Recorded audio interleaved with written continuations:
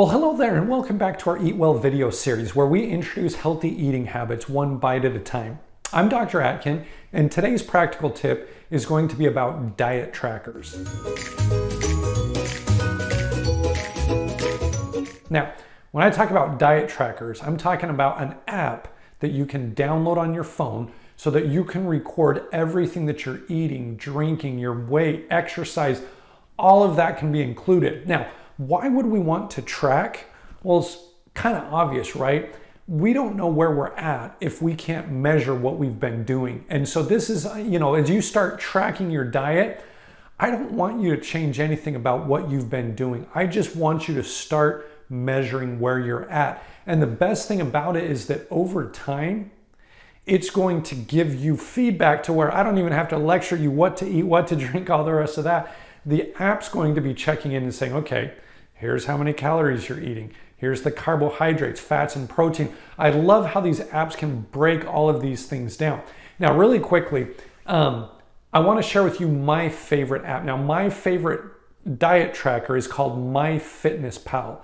One of the most popular ones out there. Many of you have probably already used it, but it's very comprehensive. When it comes to tracking your food, you're able to enter in any recipes that you have, or you can just enter in the website of a recipe that you use, and it downloads all the ingredients and amounts and different things for you. So it's super easy to use when it comes to recipes. It's also easy to use in a restaurant. You can plug in there, okay, I had a turkey sandwich at Panera or whatever it was you had, and it's going to plug it all in there, calculate everything. It has just about every major restaurant around. You can scan barcodes, so you can scan the barcode of the bread that you ate and the peanut butter that you put on it for lunch or whatever else, and it breaks it down by serving, and so it becomes very simple. Now, the first couple of weeks, it can kind of be time consuming because it's like, okay, I have to enter in all the recipes and everything that I'm eating. But really, once you've done it for a couple of weeks, it's becomes super simple because, let's be honest, we're not too creative with what we eat, right? We kind of eat the same things over and over again. So once you've entered it in once, then it's easy to just be like, okay, that's the meal that I had. You click on it and it breaks everything down. Now, as you get into MyFitnessPal, you can put in your current weight and your goal weight, and it does the math behind it and says, okay, if you want to hit this goal within the next 3 months, here's about where your calories should be given your activity level. And so it breaks it all down according to that. And then at the beginning of the day, you have a calorie goal.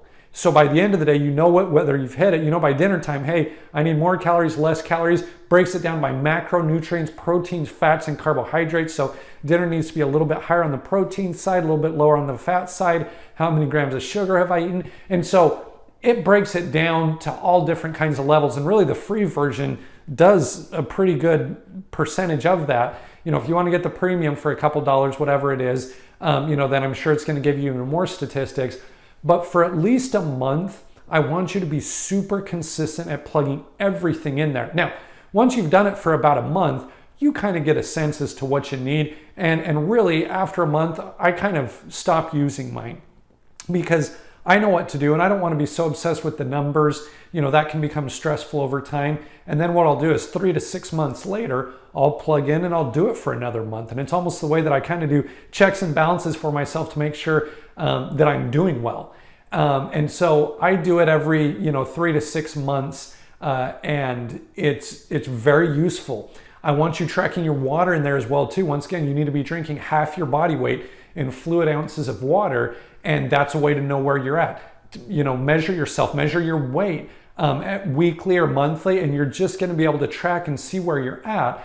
And it's going to give you some excellent feedback so that you can make little corrections as you go. So we're going to be breaking down in a different video all the macronutrients, right? How much protein, fats, carbohydrates, what's the percentage breakdown? I'm going to talk to you about that. But what I want you to start doing for now is simply tracking and measuring where you're at so that we know where to take things from here. So once again, get that downloaded on your phone, play around with it, use the online tutorials. I'm not going to try to teach you everything about every app. I don't even care what app you use, just use something that you can track with. And let's get that downloaded and get that started today. We'll talk to you again soon.